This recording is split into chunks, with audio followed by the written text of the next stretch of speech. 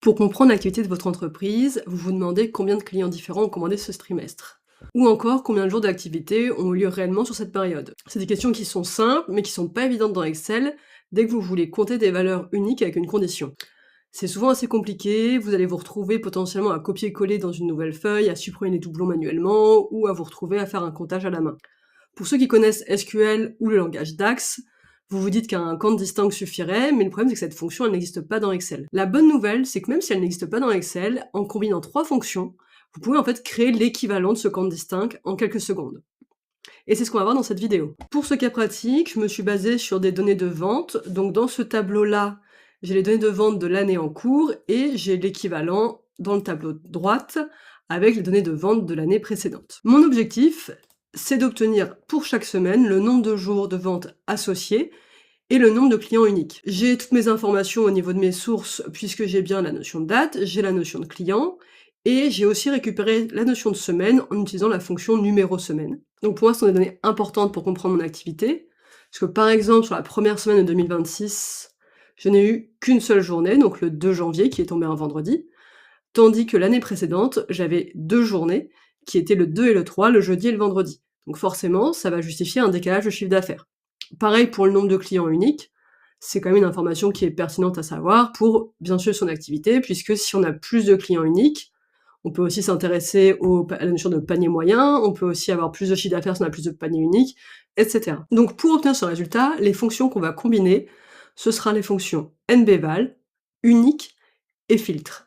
C'est des fonctions qui existent dans Excel à partir de Excel 2021, et évidemment, si vous avez Excel 365, ça fonctionnera très bien. Et je vais vous montrer étape par étape. Donc la première étape, c'est de mettre en place le filtre. Donc je vais faire ça pour les dates.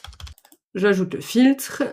Ce qui va m'intéresser, c'est la date. Donc je récupère le champ date.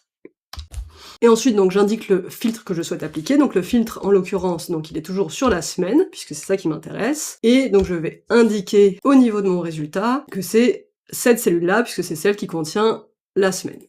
Et je peux fermer. Donc, ça s'affiche en format nombre. Je le change juste pour l'afficher en date. Donc là, je récupère 6 lignes, ce qui correspond, en fait, aux 6 lignes que j'ai ici. Donc là, j'ai la liste des lignes concernées par la première semaine.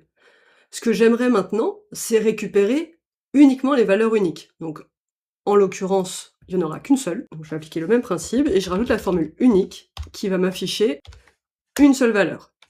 En l'occurrence, il n'y a qu'une seule valeur, tout simplement parce qu'il n'y a qu'une seule journée sur cette semaine. Si je change ici pour mettre la deuxième semaine, je vais avoir 5 valeurs uniques.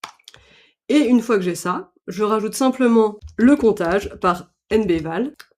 Et donc, je suis encore en date, donc forcément, il me l'affiche comme ça. Je passe en nombre, et là, je récupère bien le 5. Donc, pour le nombre de clients uniques, je vais appliquer le même principe. Je commence par filtrer pour récupérer l'intégralité des lignes pour les clients sur la semaine concernée. Donc, ce qui m'intéresse, en l'occurrence, c'est le code client. Je vais filtrer sur la notion de semaine. Et je veux récupérer uniquement, dans le cas, bon, je vais prendre pour le coup la semaine 3. Donc là, j'ai globalement plus de 70 valeurs. Je vais maintenant récupérer les valeurs uniques, ce qui va réduire le nombre de valeurs. Je n'aurai pas de redondance. Donc maintenant, j'ai plus qu'une trentaine de valeurs, et je vais compter ce nombre de lignes. Donc ensuite, j'ai simplement reproduit ce principe dans mon tableau, et j'ai récupéré ces formules, et j'ai fait exactement le même principe pour 2025, sur le tableau de 2025, donc que j'avais renommé pour voir tout de suite que c'était le tableau de l'année précédente, et ça me permet de comparer entre les 2 années ce qui s'est passé. Donc voilà, maintenant vous savez créer un compte distinct dans Excel en utilisant une combinaison de filtres uniques et nbval. Et si cette astuce vous a aidé, likez et abonnez-vous pour d'autres techniques Excel appliquées à la finance ou à l'analyse de données. À bientôt!